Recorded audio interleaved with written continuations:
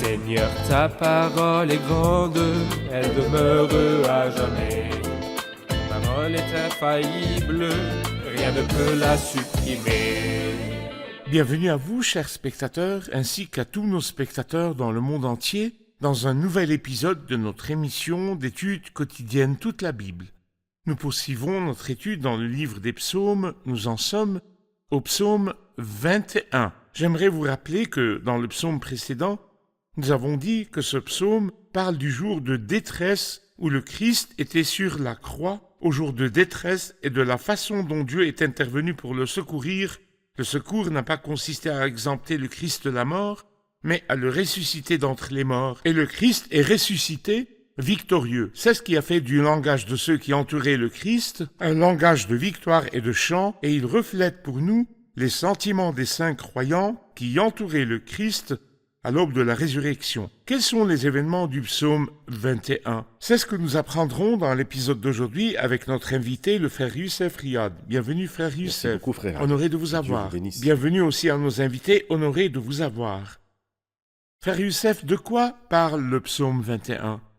Ce psaume, frère Riyad, comme nous pouvons le voir clairement, est divisé en deux parties. Du verset 2 au verset 8, une partie, et du verset 9 au verset 14, une autre partie. Et je peux l'intituler « Les conséquences de l'œuvre du Christ ». Nous avons vu l'œuvre du Christ dans le psaume précédent et comment le jour de détresse était suivi par le jour du salut. Cette grande œuvre a des conséquences. D'abord par rapport au Christ, c'est la première partie, et deuxièmement pour les ennemis du Christ, et c'est la deuxième partie. Donc les conséquences de l'œuvre du Christ pour lui et pour ses ennemis dans le psaume 21. Donc le psaume précédent s'arrête à la résurrection, à la victoire de Dieu dans la résurrection. Et ici, il continue avec les conséquences de la résurrection. Je vais lire le psaume et revenir vers vous avec une question. Psaume 21, au chef de chœur, psaume de David. Éternel, le roi se réjouit de ta force, combien ton secours le remplit de joie. Tu lui as donné ce que son cœur désirait, et tu n'as pas refusé ce que ses lèvres demandaient. Pause. Oui, tu es venu à lui, chargé des bénédictions de ta grâce, tu as mis sur sa tête une couronne d'or pur. Il te demandait la vie, tu la lui as donnée. Tu prolonges ses jours pour toujours et à perpétuité. Sa gloire est grande à cause de ton secours, tu places sur lui éclat et splendeur. Tu fais de lui pour toujours une source de bénédiction. Tu le combles de joie par ta présence. Le roi se confie en l'Éternel. Grâce à la bonté du Très-Haut, il n'est pas ébranlé. Ta main atteindra tous tes ennemis. Ta main droite frappera ceux qui te détestent. Tu feras d'eux une fournaise ardente le jour où tu te montreras. L'Éternel les engloutira dans sa colère et le feu les dévorera. Tu feras disparaître leur lignée de la terre et leur descendance du milieu des hommes. Ils ont projeté du mal contre toi. Ils ont formé des complots, mais ils ne pourront rien faire. Car tu les mettras en fuite. Avec ton arc, tu tireras sur eux. Lève-toi, Éternel. Dans toute ta force, nous voulons chanter, célébrer ta puissance. Vous avez souligné que ce psaume parle des conséquences de la résurrection du Christ, des gloires de la résurrection et au-delà des gloires de la résurrection. J'aimerais commenter la première partie. Éternel, le roi se réjouit de ta force, combien ton secours le remplit de joie. Tu lui as donné ce que son cœur désirait et tu n'as pas refusé ce que ses lèvres demandaient. Et j'aimerais insister sur « Oui, tu es venu à lui chargé des bénédictions de ta grâce ». Eh bien, ce n'est pas le premier psaume dans lequel nous parlons du Christ et de sa résurrection. Dans le psaume 16, vous vous souvenez que nous avons parlé de la vie du Christ ainsi que de sa mort et de sa résurrection. Et le psaume 16 se termine par le verset 11 qui dit « Il y a d'abondantes joies dans ta présence, un bonheur éternel à ta droite ». Cela signifie qu'après la résurrection, le Christ est arrivé dans la présence de Dieu qui est pleine de joie et d'allégresse, d'abondante joie. C'est ce qu'il dit ici. La résurrection a eu lieu dans le psaume précédent. Que s'est-il passé?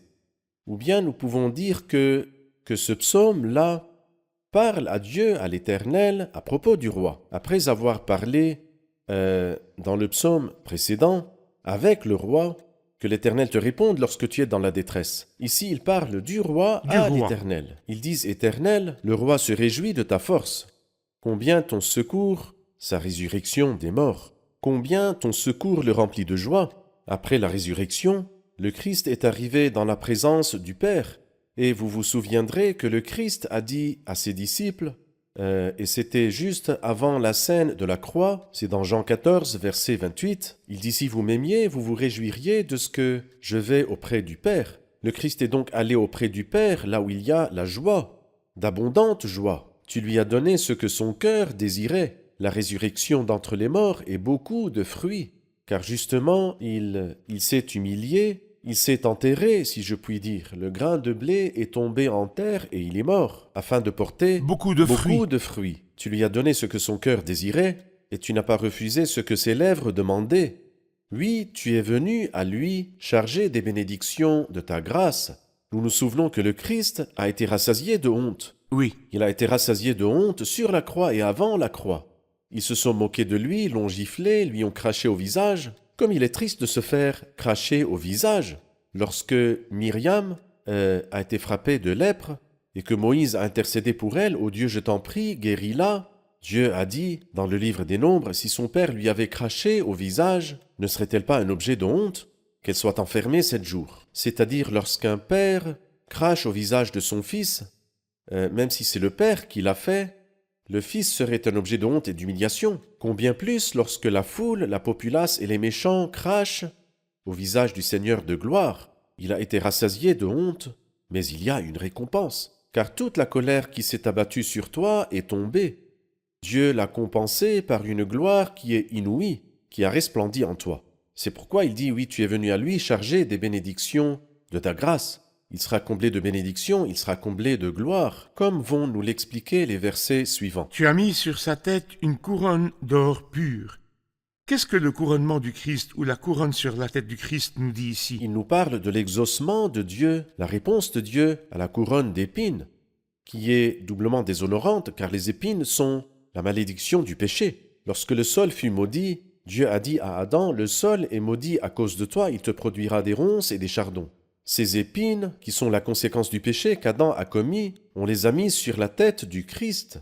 Mais une fois la couronne d'épines terminée, Dieu le Père dit au Christ, ce que tu auras, ce qui t'attend, n'est pas la couronne d'épines, mais une couronne d'or pur. Et l'or pur, c'est l'or 24 carats, c'est ça l'or pur, qui ne contient aucune impureté. Et cela nous montre la gloire dans lequel le Christ est entré. Parfait. Nous allons faire une pause puis prendre une question du public. Chers spectateurs, je vous retrouve après la pause. Ne quittez pas.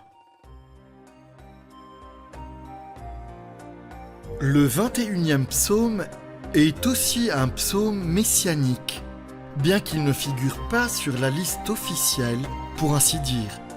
Il n'est pas directement cité dans le Nouveau Testament comme référence au Christ, mais nous ne pouvons pas lire ce psaume sans parvenir à la conclusion claire qu'il fait clairement référence au Christ. Le Talmud hébreu enseigne que le roi mentionné dans le 21e psaume est le Messie, le Christ attendu.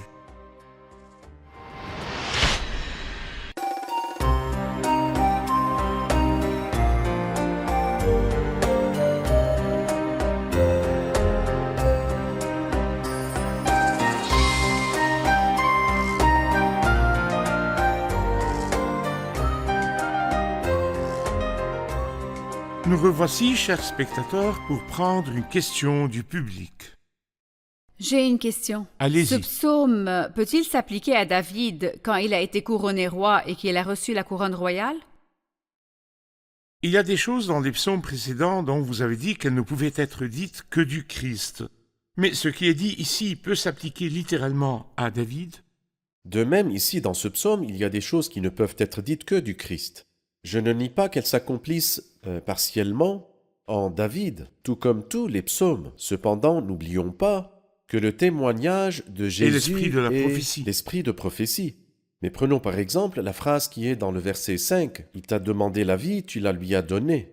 Tu prolonges ses jours pour toujours et à perpétuité. » Cela s'applique-t-il à David? Jésus, A-t-il bien vécu sûr. pour toujours? Après 70 ans, il est mort.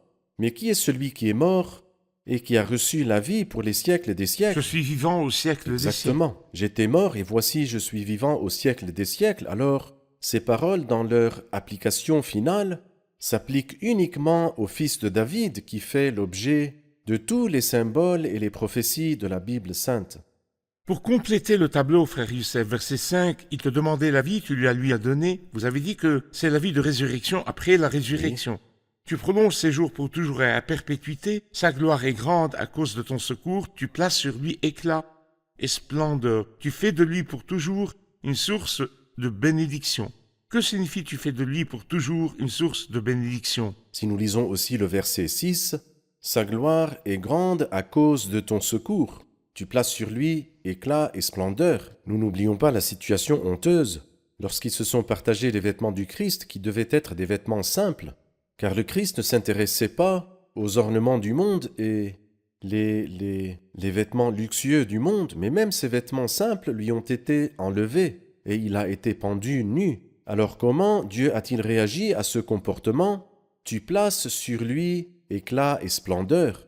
Et ceci nous rappelle ce qui est dit dans l'Épître aux Hébreux chapitre 2, « Tu l'as couronné de gloire et d'honneur », où nous le voyons couronné de gloire et d'honneur. Et les mots gloire et honneur dans Hébreux chapitre 2 sont eux-mêmes les vêtements d'éclat et de splendeur.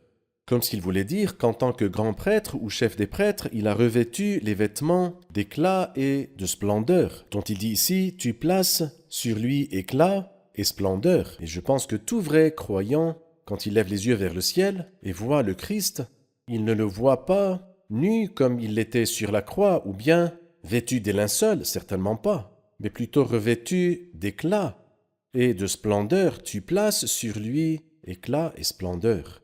Avant de passer à la victoire ou l'honneur final, la victoire du Christ et le règne du Christ sur le dernier ennemi, quelle récompense le Père a-t-il accordé au Christ après la résurrection? Est-ce seulement pour l'œuvre de la croix qu'il a ressuscité d'entre les morts et qui s'est ensuite assis comme grand roi sur toute la terre, ou le Père a-t-il prévu une autre récompense pour le Christ?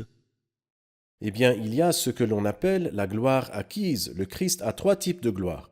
La gloire morale qui s'est manifestée dans sa vie par l'humilité, la douceur, l'amour, la bonté, la gloire morale. Il y a la gloire divine, le Christ en tant que Dieu, celui qui est et celui qui était et celui qui sera. Il est Dieu d'éternité en éternité. C'est sa gloire divine. Mais il y a une gloire qui n'est ni une gloire divine, ni une gloire morale, mais une gloire acquise. Que signifie la gloire acquise? Celle qu'il a acquise par l'œuvre de la croix. Car le Christ a travaillé et a glorifié le Père dans l'œuvre de la croix, et Dieu lui a donné une gloire acquise. Je pense que ce que nous voyons ici est la gloire acquise, que nous retrouvons au verset 7, « Tu fais de lui une source de bénédiction ». J'aime bien cette expression, « Tu fais de lui pour toujours une source de bénédiction ». Nous n'oublions pas qu'il est devenu malédiction, Oui, puisqu'il est écrit « Tout homme pendu au bois est maudit ». Il n'est pas devenu bénédiction, mais tu as fait de lui une source de bénédiction. C'est-à-dire, toutes les bénédictions, toutes sortes de bénédictions peuvent être trouvées en qui? En Christ. Si vous voulez une bénédiction, quelle que soit cette bénédiction, vous ne la trouverez pas en dehors du Christ. Éphésiens, chapitre 1, verset 3, « Béni soit le Dieu et Père de notre Seigneur Jésus-Christ, qui nous a bénis de toute bénédiction spirituelle dans les lieux célestes en Jésus-Christ. » Je peux le redire très simplement, ce verset-là nous enseigne que le Christ est le détenteur de toutes les bénédictions de Dieu. Parfait. Verset 8, le roi se confie en l'Éternel. Grâce à la bonté du Très-Haut, il n'est pas ébranlé. De quelle étape de la vie du Christ après la résurrection est-il question ici? Eh bien, je pense que cela à toute la période allant de sa résurrection et de son ascension jusqu'à sa deuxième venue. Pour que s'accomplisse la parole, c'est pourquoi, puisque nous recevons un royaume inébranlable, et le royaume du Christ est inébranlable, et lui-même, par la grâce du Très-Haut, n'est pas ébranlé, et son royaume durera pour toujours, comme nous le savons par d'autres chapitres de la Bible sainte. Parfait. Donnez-nous une idée de la dernière partie, frère Youssef, du verset 9 jusqu'à la fin du psaume. Vous avez dit que la première partie concerne les gloires de la résurrection. De quoi parle la deuxième partie? De la vengeance et de la destruction des ennemis. Nous devons savoir qu'il y a 2 conséquences de l'obéissance du Christ et de l'honneur qu'il a rendu à Dieu jusqu'à la mort. Dieu l'a honoré, l'a glorifié. Et que fera-t-on pour celui que Dieu prend plaisir à honorer? En fait, celui qui a le plus honoré Dieu, c'est le Christ. Par conséquent, celui que Dieu a le plus honoré, c'est le Christ. Et c'est le thème des versets 2 jusqu'à 8. Dans les autres versets, qu'en est-il de ceux qui ont rejeté la personne du Christ? Les personnes qui l'ont insulté. Nous savons très bien que nous sommes aujourd'hui dans l'ère de la grâce et que Dieu est très patient avec les méchants. Mais nous savons très bien aussi que cela ne durera pas et ne pourra pas durer pour un temps indéfini. C'est-à-dire le moment viendra où l'Église sera enlevée au ciel. Et à ce moment-là, l'ère de la grâce prendra fin et le jour de la vengeance de notre Dieu commencera. Et après 7 années de misère sur la terre, le Seigneur apparaîtra. Et c'est ce qu'il dit ici, le jour où tu te montreras. Le Christ se montrera. Que se passera-t-il donc lorsque le Christ apparaîtra? Le Christ viendra du ciel sur la terre. Les ennemis penseront que le dernier est comme le premier. Et par conséquent, ils se rassembleront contre le Christ. Et que leur fera-t-il? La parole est claire. Il dit l'Éternel les engloutira. L'Éternel les engloutira dans sa colère. Le feu les dévorera. Le Seigneur viendra, comme nous le dit 2 Thessaloniciens 1, au milieu d'une flamme de feu. C'est au verset 9, pour punir ceux qui n'obéissent pas, ne connaissent pas Dieu, et ceux qui n'obéissent pas à l'évangile de notre Seigneur Jésus-Christ. La destruction des ennemis lors de l'apparition du Christ qui aura lieu 7 ans après l'enlèvement est justement le sujet des versets 9 jusqu'à 14. Parfait. Je vous remercie. Nous allons faire une pause puis prendre une question du public. Chers spectateurs, je vous retrouve après la pause. Ne quittez pas.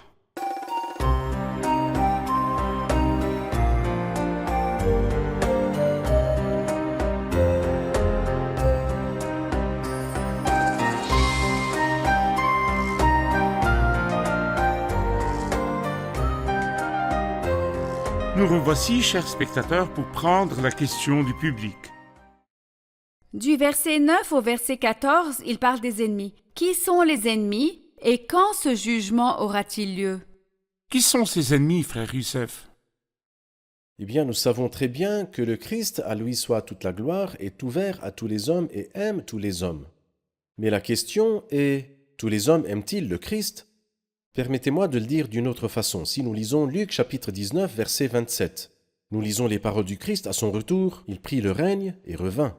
Alors il dit cela quant à mes ennemis, qui n'ont pas voulu que je règne sur eux, ceux qui ont rejeté le règne du Christ. C'est-à-dire ce sont ces gens méchants qui ont dit, dans le psaume 12, nous avons nos lèvres avec nous. Qui pourrait devenir notre maître? Nous ne voulons pas que quelqu'un soit notre maître. Donc ils ont rejeté la seigneurie et le règne du Christ.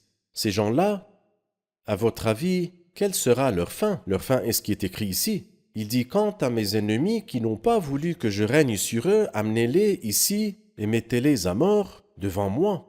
Et nous pouvons voir cela dans ce qu'on appelle la bataille d'Armageddon. Et le mot Armageddon est un mot hébreu qui signifie la montagne du massacre. C'est comme si Dieu allait rassembler les peuples qui rejettent le Christ sur une montagne appelée la montagne du massacre et les détruira tous ensemble, afin que seuls les justes qui ont le Christ comme Seigneur de leur vie puissent entrer dans le royaume. Il s'agit donc d'un jugement pour tous les rebelles vivants au moment de la seconde apparition du Christ avec gloire et puissance. Tout à fait. Parfait. J'ai reçu une question d'un de nos spectateurs qui dit « Vous enseignez que le Christ a apporté le salut et la miséricorde, Oui. et qu'après avoir accompli l'œuvre de la croix, il ouvre maintenant la porte de la miséricorde à tous. Comment pouvez-vous, après tout cela, parler d'un Christ vengeur qui massacre les gens, et tue les gens, et extermine les gens, et les traite d'ennemis? Que lui diriez-vous » Cela ne marche pas autrement.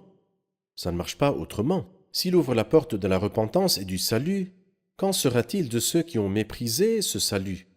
Dans Hébreu, il dit en effet, puisque la parole annoncée par l'intermédiaire des anges a été confirmée, ce sont les paroles de la Bible sainte, et que toute transgression et toute désobéissance ont reçu une juste sanction, alors comment échapperons-nous si nous négligeons un si grand salut, un si grand salut? Comme je l'ai dit au début, le Christ ne rejette personne, mais il y a des gens qui le rejettent. Mais pour ceux qui l'ont rejeté, ce n'est pas à prendre ou à laisser. Ce n'est pas comme vous voulez. Si vous voulez croire en Christ, faites-le. Et si vous ne voulez pas comme vous voulez, il ne fera rien. Non. C'est une illusion et un mythe. Ce sont des chimères. Non, non, non. Le Christ va détruire tous les méchants, mais il ouvre une porte.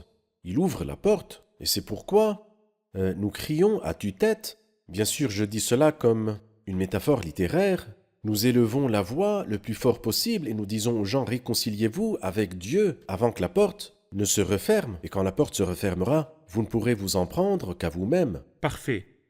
Dites-nous entre parenthèses, s'agit-il d'un seul jugement ou de deux? Dieu rassemblera-t-il tous les rebelles vivants et morts en un seul jour, appelé le jour de la résurrection ou le jour du jugement pour les juger? Ou que fera-t-il exactement? Non, ces paroles-là auraient pu peut-être marcher dans l'Ancien Testament avant que le Christ ne vienne nous éclairer et nous donner la pleine lumière. Dans l'Ancien Testament, les Juifs croyaient au jour du jugement. Car ils n'avaient pas, et c'est vrai, il y a un jour de jugement. Mais le Nouveau Testament est venu nous donner plus de détails. Et c'est pourquoi, à la lumière du Nouveau Testament, nous savons qu'il y a deux jugements, et non pas un seul. Celui qui doit juger les vivants Et les morts. et les morts. Il y a donc un jugement dont parle l'apôtre Pierre dans le 4e chapitre de sa première épître. C'est dans le verset 1, celui qui est prêt à juger les vivants et les morts. Il y a donc un jugement pour les vivants lorsque le Christ viendra au jour de son apparition, lorsqu'il apparaîtra du ciel, il jugera les vivants. Et les autres morts resteront dans la tombe, jusqu'à ce que les 1000 années prennent fin. Et après le règne millénaire du Christ, d'après Apocalypse chapitre 20, après les 1000 ans, je vis alors un grand trône blanc, et je vis les morts. Il y a donc un jugement pour les vivants avant le règne millénaire et un jugement pour les morts après le règne millénaire. Il est clair que ceux qui se présenteront à ce jugement ne le seront pas une autre fois, parce que le jugement est unique, il n'y a pas d'appel possible. Parfait. Les raisons du jugement au verset 12. Ils ont projeté du mal contre toi, ils ont formé des complots, mais ils ne pourront rien faire. Est-ce une raison suffisante pour que le Christ juge les rebelles lorsqu'il dit ici, ils ont projeté du mal contre toi? Je pense que la référence ici, frère Ayad, est celle de l'Apocalypse chapitre 19. C'est au verset 19, il dit « Alors je vis la bête, les rois de la terre et leurs armées rassemblés pour faire la guerre à celui qui montait le cheval et à son armée. Ils se sont donc rassemblés pour faire la guerre au Christ lorsqu'il apparaîtra. Parfait. Tu apparaîtras, et aujourd'hui, de notre côté, nous avons la guerre spatiale et nous avons des missiles guidés par laser. Tu descendras, et avant que tu ne descendes, nous te frapperons et nous t'assommerons. Nous t'avons pas achevé la première fois que tu es venu. Nous t'avons tué, nous t'avons crucifié. Nous allons recommencer? Non. La première fois, il est venu pour mourir. Il voulait mourir pour nous racheter. Mais la deuxième fois, il vient détruire les ennemis. C'est pourquoi il est dit... La bête fut capturée ainsi que le prétendu prophète, et ces méchants furent capturés, et les autres furent tués par l'épée qui sortait de la bouche de celui qui montait le cheval. Et tous les oiseaux se rassasièrent de leur chair. C'est la signification de ces paroles. Ils ont formé des complots, mais ils ne pourront rien faire. C'est une illusion de faire la guerre à Dieu. Parfait. Il les a vaincus et ensuite, au verset 14, « Lève-toi, Éternel, dans toute ta force.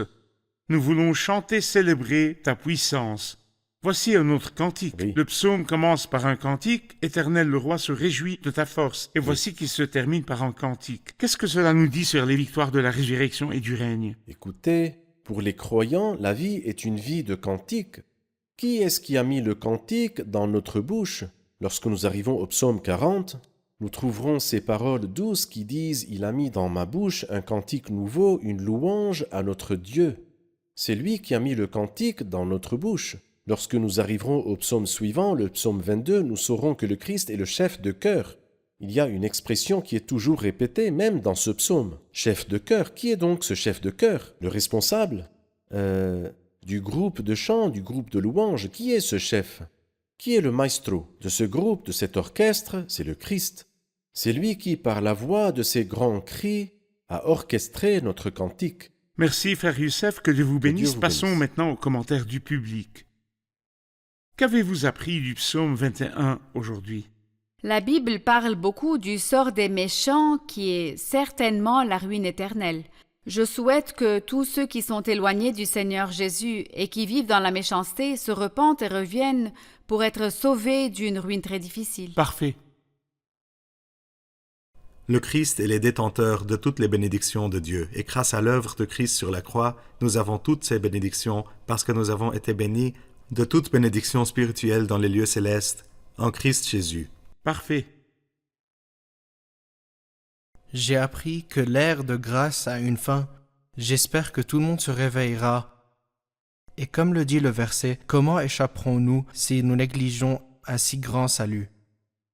Merci beaucoup, que Dieu vous bénisse. Merci frère Youssef, que Dieu vous bénisse. Nous nous retrouverons dans le prochain épisode. Merci. Chers spectateurs, le Christ a gagné la bataille de la croix. Il est ressuscité d'entre les morts et est monté au sommet de la gloire, au plus haut des cieux. Il a sur la tête une couronne d'or. Cette couronne dont il est écrit ici, tu as mis sur sa tête une couronne d'or pure, ce qui signifie que le Père l'a récompensé par la résurrection d'entre les morts. Il lui a donné une gloire acquise et il l'a donné pour chef suprême à l'Église, qui est son corps, la plénitude de celui qui remplit tout en tous. Mais un jour, très bientôt, il apparaîtra dans le ciel ouvert et il viendra sur les nuées. Il viendra avec de nombreuses couronnes sur sa tête, pas seulement une couronne d'or pure, mais de nombreuses couronnes.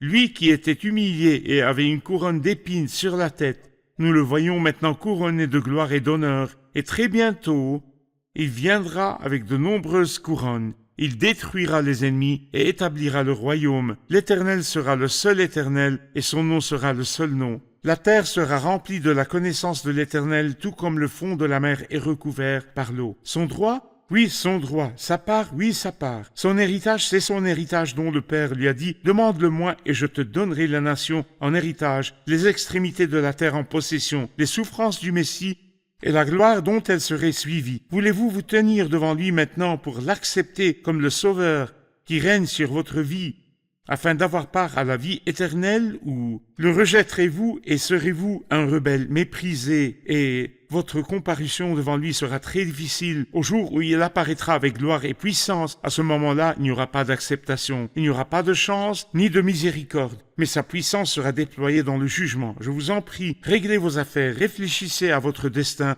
et acceptez maintenant le Christ comme sauveur. Je vous revois dans le prochain épisode. Que le Seigneur vous bénisse.